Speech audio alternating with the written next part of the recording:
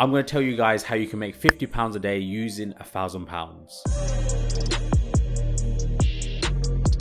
Hi, this is Marsh. I'm going to give you all the information I have accumulated from my own experience trading, and if you do every single step, you're going to become a lot more confident in the markets, where you can make £50 a day only using £1,000. I'm going to tell you exactly what you need to do, but you will have to do some more research after this if you're serious. First thing is, what should you trade? We can start off with Forex. Forex is one of the biggest markets. $6 trillion a day are traded on the Forex markets. If you're starting out, the ones you should stick to are any combination of the US dollar, the euro, the Great British Pound and the Japanese yen, because they're the most traded. You can also trade indices. So you can trade the Dow, which is the top US 30 companies.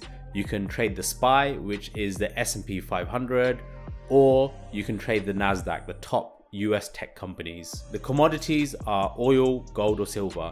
The reason why I say this is because these are the most liquid, they're massive markets. What I mean by this is you can buy and sell instantly. If you go to certain stocks, sometimes you might be waiting minutes, hours, sometimes even days to actually buy and sell, to get in and out of the trade. And obviously across that time, the price would have changed. Another thing is they have good volatility. What that means is the price moves a lot in a day, even minutes. As you can see behind me, that is a minute time frame. And you can see how much the price is moving, and that is a Dow, the US 30. And you need volatility to make money. Another thing is timings. The Forex market is 24 hours excluding weekends, and the indices, they have very late closing times, so it can suit your own timing needs. So whether that's in the evening you're gonna trade or very early morning, what you want to do is you need to watch one, maximum of two, I would recommend if you're starting out, of these markets, because you need to get comfortable with the markets, you need to watch how they move, and you need to master these markets. For me, I just watch the Dow and the oil markets because I've mastered that. I've been doing that for a whole year now, so I'm comfortable and confident with those markets. Learn these technical analysis skills. The first one is support and resistance. As I said, I'm not going to show you how to do it. There's plenty of YouTube videos out there. You can find it online. I'm just giving you the information, but you need to go and research this if you're serious. Understand trend lines and what they mean. Next up is Japanese candlesticks. There's loads of different types of Japanese candlesticks, but for me, these are the key ones. Hammer and hanging man, the doji, engulfing, tweezer tops and tweezer bottoms, head and shoulders and inverse head and shoulders. These play out time and time again, and these are the key ones that I use all the time. Next up is indicators. Again, there's loads of different indicators, but these are the key ones that you need to learn. The moving averages, whether that's simple moving average or exponential moving average, the RSI, which is the relative strength index, Bollinger Bands, and you have the MACD. Now just bear in mind, you don't need to know the calculations of these, you just need to know what they're telling you and how to use them. From my own personal experience, I have learned is if your indicators do not tell you to enter a trade, do not enter a trade. Do not let your emotions take over your logical thinking. Once you master those things, the next thing is to practice on a demo account. The reason why you need to practice on a demo account, whatever broker you're using, it gets you used to the platform, whether you're doing it on your mobile phone or web-based. It also allows you to form habits. So again, only entering trade when your indicators tell you. It allows you to manage your time, so what times you're going to trade, whether that's morning or late in the evening or anywhere in between. The next is risk management. I think this is the most important one and the least talked about one. If you manage your risk well, it's very, very unlikely that you will ever blow up your account. If you're starting off with £1,000, the level of risk you should be taking is 2.5%.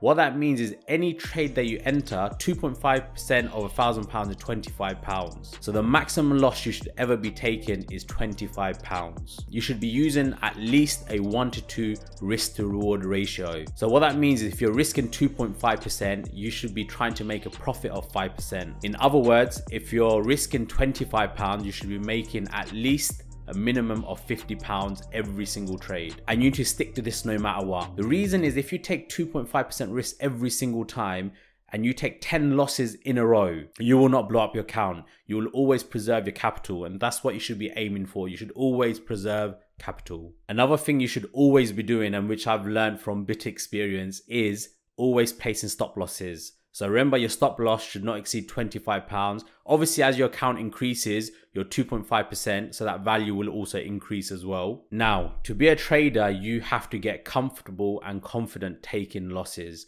It's part of the game. No one ever has a win rate of 100%, not even the professional traders. Even if the professional traders have a win rate of 50%, so it's a 50-50 game, they'll be happy because they use a minimum of 1 to 2 risk reward ratio. If losses make you uncomfortable and you can't deal with it, trading is not for you. I've lost 2 grand over a space of a couple of hours and it didn't affect me one bit.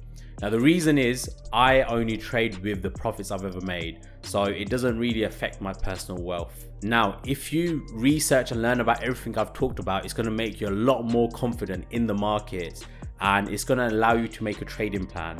Once you set up your trading plan, you stick to that plan. You do not deviate. 90% of retail traders lose money. So you have to make sure you're in the top 10%. And the way you do that is by not acting on your human emotions. Psychology plays a massive factor in the markets. So for example, people are uncomfortable taking losses. If you stick to the 2.5 risk and 1 to 2 risk to reward ratio, that will help you manage that emotion. Another thing is people take profits too early. So let's say you're up 25, 30 pounds in profit. A lot of people take that. Whereas me and the professionals, they'll wait until the risk to reward ratio is 1 to 2. So where you make a £50 profit as a minimum. One thing to be very wary of, and I've seen a lot of this on Instagram, on TikTok, people that promise to make you money by telling you when to buy and sell, they are frauds, okay? It's impossible for anyone to know what will happen in the markets. It's a game of probability. You always go for the trade that is slightly in your favor and then you manage your risk. And that's how the game works. So if you come across these people that are promising the world, promise you guaranteed profits, avoid them like the plague. Plus, another thing I found with trading is it has to suit your personality, but you need to get the basics right, which is all the things I've talked about. Once you've got the basics, you make your trading plan and then you go ahead and trade. Now, if trading is not for you and you want to do long-term investing, remember Freetrade and Trading 212 are giving you free share worth up to £100. Use my link in the box below. Open up account, deposit £1 and you get your free share. Let me know in the comments how you guys do if you are actually going ahead and starting your trading journey.